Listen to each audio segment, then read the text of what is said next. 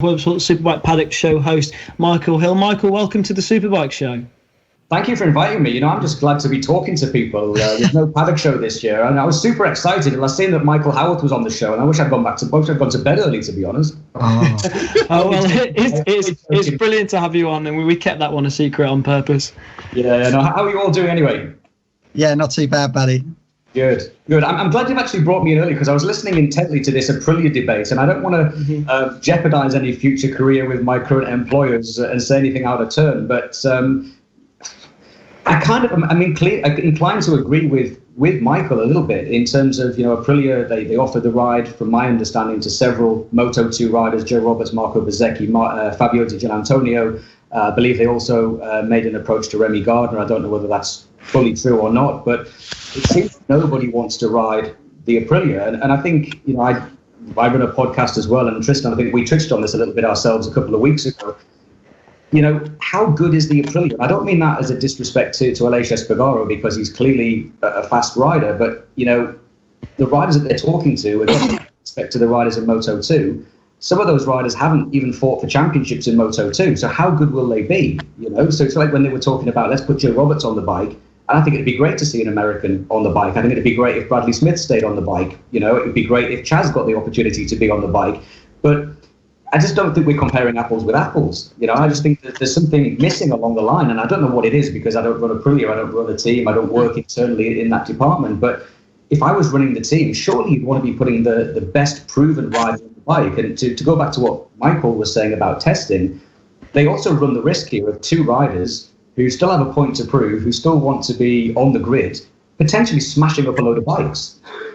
Exactly. That are only chasing a lap time, Michael. Do you know what I mean? Instead of actually coming in and giving... I know Bradley Smith well enough to know that he will come back in with valuable data, but he will still be chasing the time rather than trying to get a bike that's going to run for 25 laps instead of finding that one lap pace. And unfortunately, Aleix Espargaro, because he dare throw his ball to the wall, he makes that bike look so much better than it is at certain times. Aprilia seem to sit on his laurels and think, or rest on their laurels, should I say, and think, this bike's really good. Look at what Aleix has done. But then it always falls away in a race. And it just seems that they're almost cocking the start of the season up before it gets going by making two riders try and fight for a place. Now, it happened a few years ago in Pramac Ducati where they put Scott and Petrucci against each other and said, whoever wins this season in U2 gets the factory bike for next season. And that I get, because you're racing and you're chasing for points. That's a carrot that everybody would want. But to dangle that carrot to two lads that are supposed to be testing, it just seems they're going to be taking another step back when they've got a chance to take a massive step forward. Yeah, and just playing devil's advocate, though, who realistically would you put on the bike? I mean, most of these contracts now are completely watertight. So, for example, KTM are rumoured to put clauses in their contract where it's several €100,000 to buy somebody out of that contract. So if you are a Remy Gardner, if you're a Joe Roberts, and you've got a team in place, is Aprilia going to come forward with a relatively unknown rider in MotoGP and say, well, there's $250,000, we'll buy you out the contract? And on the flip side of that, you can look at what they've done with the likes of Miguel Oliveira a couple of years ago, Brad Binder this year. These guys were rookies and they were winning races. Granted, it was on the KTM, but again, you're not comparing apples with apples because Binder was a winner and a podium finisher in Moto2. Joe Roberts hasn't been. Fabio Di Gianantonio has been quick, but he's thrown it away a lot of times as well. So it's a difficult one. I totally get what you're saying, and I'm not trying to, I'm trying to see both sides of the argument. But if you were Aprilia, who realistically would you put on the bike? Because everybody's sewn up, unless you want to get Lorenzo out of retirement and put him back on the bike. So who are you really realistically going to go for? Yeah, I think to get Lorenzo out of retirement to ride it, they would have to give him 50% shares in Piaggio for a kick-off to make it viable for him. But I will touch... With the Joe Roberts thing, as far as I've understood it and from what I've read in the media and reading a little bit between the lines, he wanted to go and take the ride. He'd already signed the contract with Italtrans, and Italtrans went, listen, mate, if you go and take that ride, we're going to court. And if that's what really happened, then that leaves a sour taste in Italtrans' mouth before the season even starts. Because Joe wanted to go. Now, as long as Italtrans can sit down with him and go, listen, we understand that you're American and you've got Hopkins with you, and you thought that maybe going to MotoGP was a good idea, and we accept that. But now you're here, and we move on, and you're happy to be here. let's get away from that. But if not, there's going to be bitterness in that camp before that even starts as well. So that's another double-edged sword where, Joe Roberts could be sat with his Teltrans now, almost defeated before he started the season, which is a shame because I do have high hopes for him. He's a good rider. He's a good rider that will go well. Fully agree. And as I say, I'm not knocking any of those riders that I mentioned. All I'm saying is if you're taking a Moto2 rider that's a proven race winner or someone that's fought for at least for the top 6 in the championship, I could understand that. But if you're taking a rider that necessarily hasn't performed week in, week out, you're taking a massive risk. But on the flip side, when people said exactly the same about Fabio Quartararo, when Sepang Racing Team signed him a couple of years ago, everybody said, what the hell are you doing? Like, you're taking this kid, he's won a couple of races, he's inconsistent. And then the guy was a revelation, wasn't he? So it's a difficult situation for Aprilia.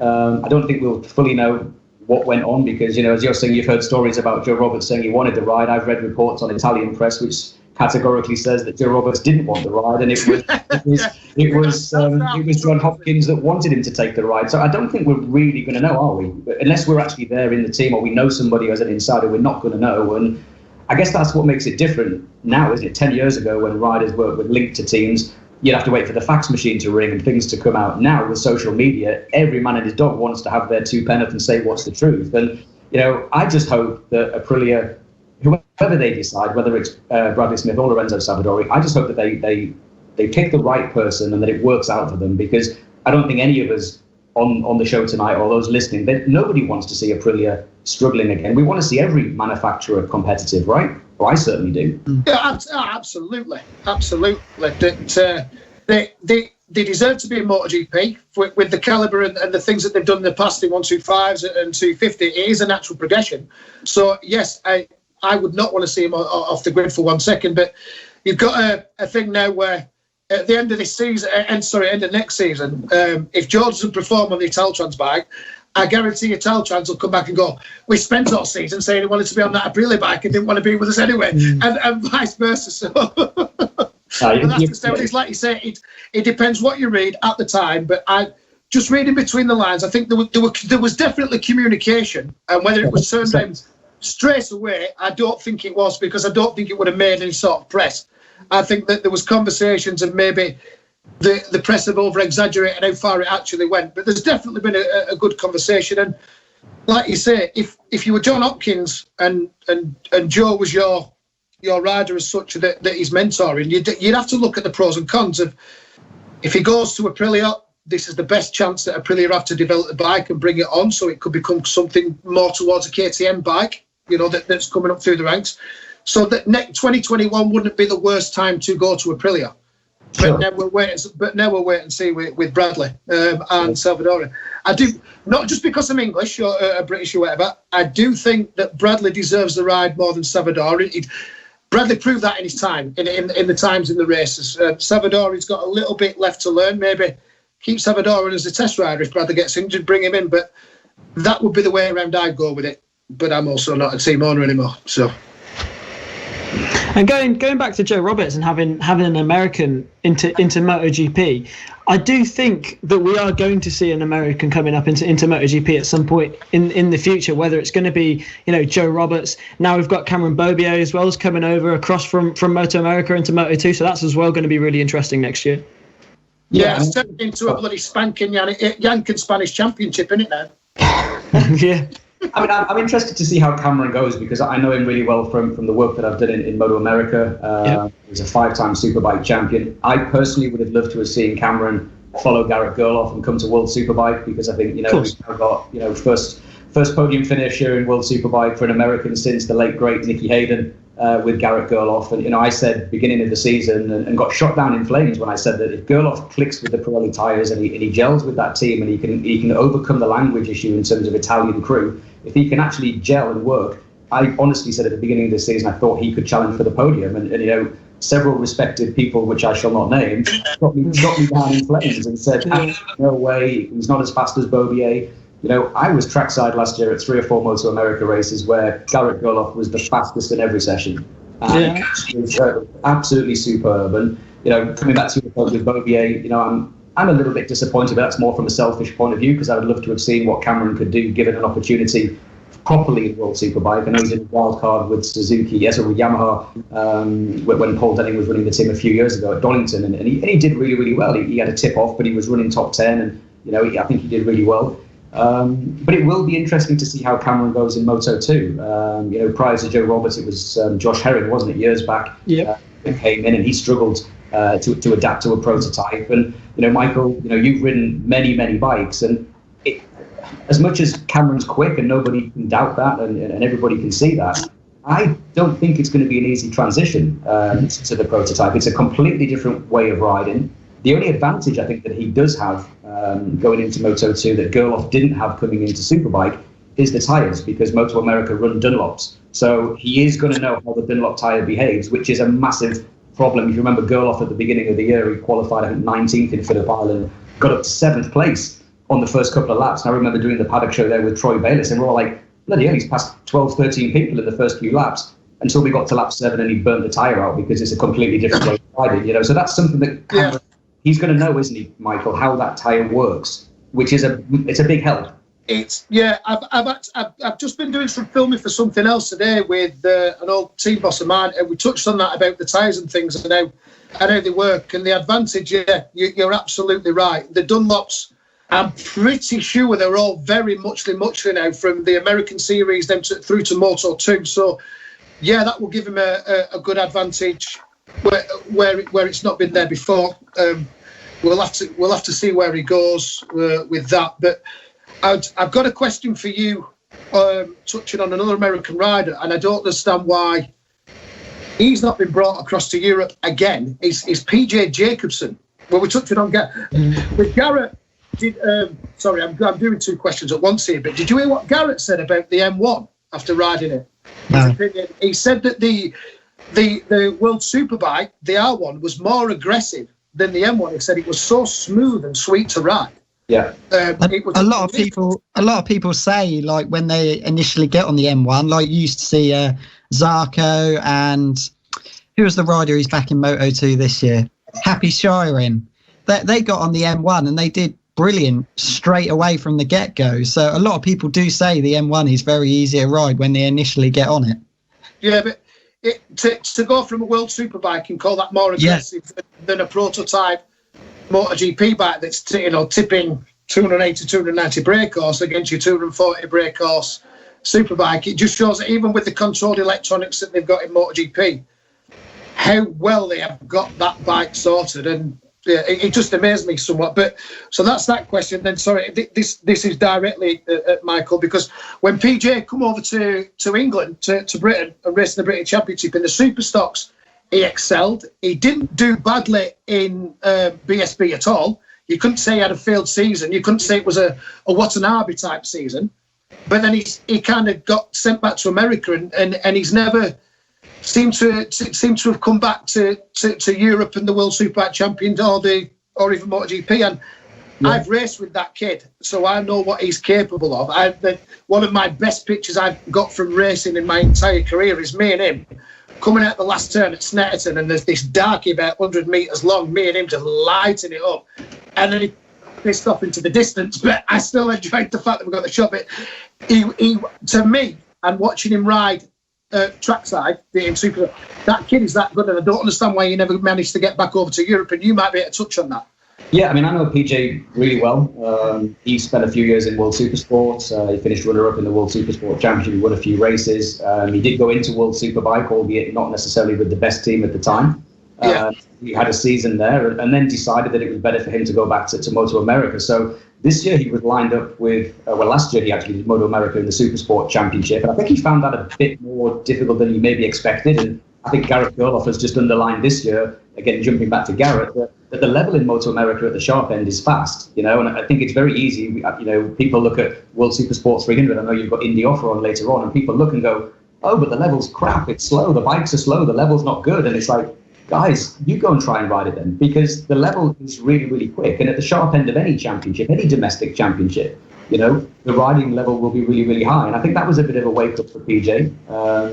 Again, he did quite well, and he finished third in the championship. This year he signed to ride for the Celtic HSBK Ducati team. on the V4 Panigale, and he won first time out at Road America in the Superstock class. And the way that they work in Moto America is that you can ride the Superstock class and then also ride that bike in the Superbike Cup to try and swell the grids, which I think is a great initiative. Yeah. And he was running top 6 in the Superbike race. Unfortunately, then in round 2 in Moto America, which was also held at Road America, there was a technical problem, I believe, with the bike. He crashed, the bike caught fire, and he suffered some really, really severe burns, which has kept him out all season. So that's why PJ kind of just disappeared into the vortex. When is he going to come back? So I know he was a couple of rounds towards the end of the year not racing. But I'm with you. I mean, I'd like to see PJ give it another shot. I'm not sure whether he's going to stay in America next year, given that he's been out all of this year. But he's another rider 100% that needs a shot to come back across the year on a decent bike. But you know, Michael, you've run a team, you've been in BSB. Equipment, you've got to be at the right place at the right time, you've got to have the right budget, your face has got to fit, which is probably why you stopped, but jokes aside. Well, my face has never fit nowhere, but yeah. No, but you know what I mean? It's not just as simple as twisting the wrist, is it? I mean, there's so many kids around the world that can twist the wrist, and the other thing that frustrates the hell out of me, and I know we're not really focused on talking about World Superbike, but just in general, you know, now people are saying, and we talked about it already here, why is there no British riders on the grid in MotoGP? Well, quite simply because the federations in the UK just don't support it. Look in Italy, look in Spain. You know, they've got riders that are fully paid by their federations. The Valencia circuit half pays, I think it's the Aspar team or one of the teams. They're putting hundreds of thousands of euros into these teams. And what do we do in the UK? We don't. It's so sad. It's so sad that our government doesn't give any sort of support to motorists and quite a few other sports as well. They don't subsidise any of it, which then puts us straight on the back foot. And I think I mentioned this last time, Ron. In 1993, at Donington Park in the 500 Grand Prix, there were 9 British riders that were on that grid. One of them finished third and one of them finished fourth. And there was, I think John McGuinness was on, David Jeffrey was on. There was 9 British riders. And next year, for the first time since then, there will be no British rider on the grid unless Bradley Smith gets the ride. And it's very sad, but I would rather miss a couple of years. What's going on in Britain now with the way the Moto3 Championship's being run as the British Talent Cup thing? It will start to bring talent forward as long as Dorna commit as much as the MSP, as much as BSB. But you still got to think that it's going to be 5 or 10 years now before we see 2 or 3 Brits maybe on the grid and coming through. There's not a lot of talent. I think that you put Jake on an M1 after watching Jake ride in BSB, Jake will go all right, and he might be the next crossover once he finishes at Petronas in Moto2 next year. But then, where do we go after Jake? So it's going to take 5 or 10 years before we get anywhere near getting a good few riders back on that grid.